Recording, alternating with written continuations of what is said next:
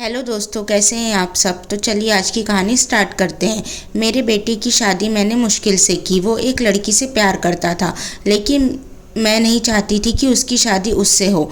मैंने उसे बहुत समझाया और उसकी शादी गांव की एक सीधी सादी लड़की से करवा दी।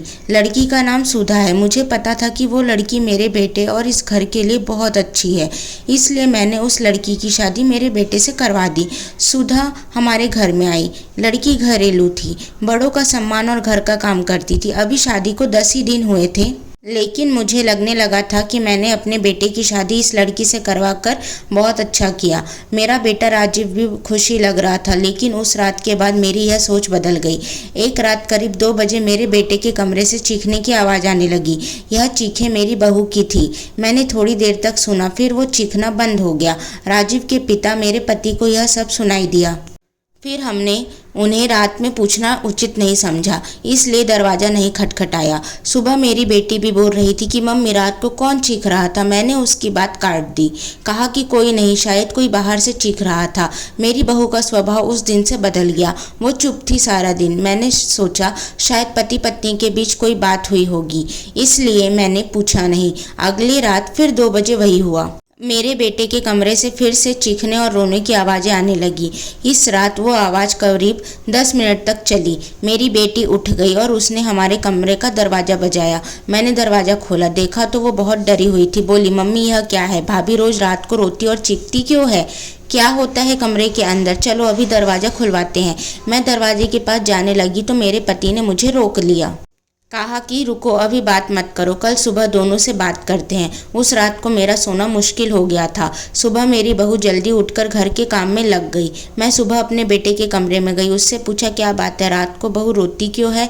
उसका चेहरा पूरा उतर गया, बोला कुछ नहीं। उसकी बातों से और उसकी आंखों से साफ दिखाई दे रहा था कि वो कुछ छुपा रहा है। उन्होंने भी मुझसे पूछा, लेकिन वो कुछ नहीं बोला, घर से बाहर चला गया। मैंने मेरी बहू से पूछा, वो कुछ काम कर रही थी। उसको देखकर ही ऐसा लग रहा था कि जैसे रात में ठीक से सोई नहीं है, आंखें साफ बता रही थी।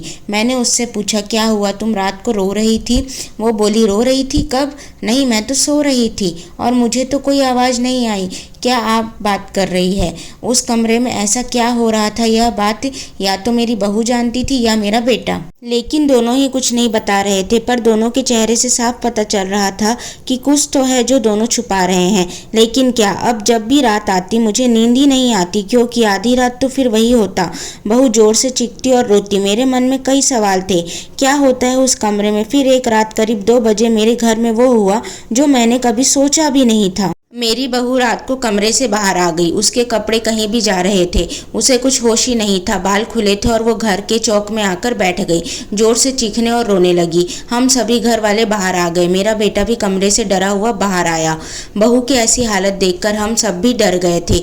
मैंने मेरे बेटे से पूछा, यह क्या है? वो बोला, बस माँ देख लो, यह हर रोज रात 2 बजे ऐसे ही किया करती है। मैं आप लोगों को क्या बताता। सुबह जब मैं इससे कुछ पूछता हूँ तो इसे कुछ याद ही नहीं रहता है। बोलती है, मैंने तो कुछ किया ही नहीं। बहू जब थोड़ी देर बाद शांत हुई तो मेरा बेटा उसे कमरे में ले गया और सुला दिया। मैं सोच रही थी कि यह क्या है।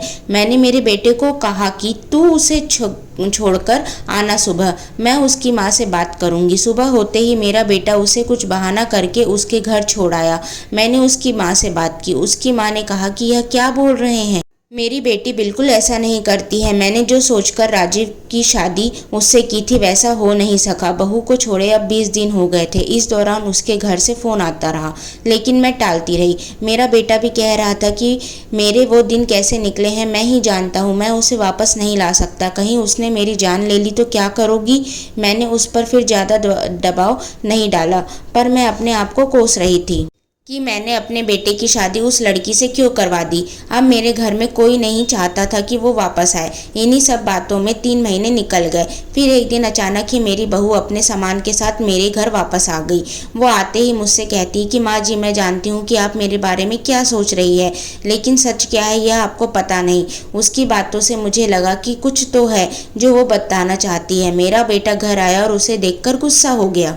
कहा, यह वापस आ गई। मैं अब यहाँ इस घर में नहीं रह सकता हूँ, मैं जा रहा हूँ। मेरी बहू ने उसी समय कहा, क्यों सच सामने आ जाएगा इसलिए डर रहे हो?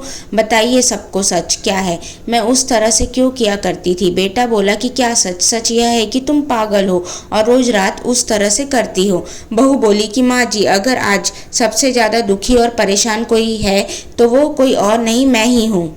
फिर मैंने अपने पति की बात मानी, उन पर विश्वास किया। मैंने कहा, तुम कहना क्या चाहती हो? फिर मेरी बहू ने जो बताया उसे सुनकर मेरे पैरों तले जमीन खिसक गई। वो बोली कि आपके बेटे ने मुझे पहली रात से यह नाटक करने को कहा था, लेकिन मैंने नहीं माना। वो कहते थे कि हम दोनों अलग बड़े शहर में जाकर रहेंगे। उनको कहा, अगर ऐसा मेरे घर वाले नहीं छोड़ेंगे, लेकिन तुम इस तरह का नाटक करोगी तो वो डर जाएंगे और फिर हम अलग रहेंगे। पहले मैंने बोला कि यहाँ सबके साथ अच्छा है, लेकिन फिर जब वो मुझसे बात नहीं करते थे तो मुझे उनकी बात माननी पड़ी और फिर मैंने यह सब नाटक किया तो उन्होंने मुझे घर छोड़ दिया। मुझे आप सबकी नज़रों में पागल और ना जाने क्या क्या साबित कर दिया। उसके बाद मेरा फ़ोन भी नहीं उठा रहे। मैं उनका वहाँ आने का इंतज़ार कर रही थी, लेकिन वो नहीं आए। मैं समझ गई कि उन्होंने मुझे बेवकूफ़ बनाया है, मुझसे झूठ बोला है, मुझे अपनी ज़िंदगी से भगाना चाहते थे वो। मैं इस बात को समझ गई। अब मैं खुद ही इनसे दूर चली जाऊंगी, लेकिन मैं चाहती थी कि सच आप सभी के सामने आ जाए। मेरी बहू की बातों पर मुझे पूरा विश्वास हो गया। मेरा बेटा बोला, तुम्हें इसे रखना है तो रखो, मेरी शादी तुमने उससे नहीं होने दी जिससे मैं चाहता था, और इस गांव की लड़की से करवा दी। मैं चाहता था कि यह भी यहाँ से चली जाए। तुम परेशान हो, सोचो कि यह सब मैंने किया है। अब भी मैं इसे अपनी पत्नी नहीं मानता। मैंने मेरे बेटे को कहा कि बेटा, तुझे इस घर में रहना है या नहीं, इसका फैसला तू कर ले। मेरी बहू इस घर में ही रहेगी और जो इसे इसका हक और इज्जत नहीं देगा वो इस घर में नहीं रह सकता। तू इस तरह की साजिश कर सकता है, वो भी सिर्फ अपनी माँ से बदला लेने के लिए। एक भोली लड़की को कुछ भी करने को कह सकता है, पर बेटा जरा तू सोच, इसे जो करने को कहा इसने किया। अपने बारे में और किसी के बारे में नहीं सोचा, सिर्फ तेरा सोचा। सोच, ऐसी पत्नी कहाँ मिलेगी? तू बड़ा अभागा है जो इस लड़की को छोड़ेगा। मैं बहुत खुश थी। मैंने अपने बेटे के लिए हीरा चुना था, लेकिन शायद मेरा बेटा ही उसके लायक नहीं था। मैंने मेरी बहू को प्यार से गले लगाया। मेरा बेटा भी कहीं नहीं गया। थोड़े समय तक जरूर नाराज था, लेकिन मुझे पता था कि उस लड़की से कोई प्यार किए बिना रह ही नहीं सकता है। लेकिन धीरे धीरे सब ठीक होने लगा। सो दोस्तों, अगर आपको यह कहानी पसंद आए तो प्लीज़ इस कहानी को लाइक करें, शेयर करें एंड चैनल को सब्सक्राइब करें। Thank you.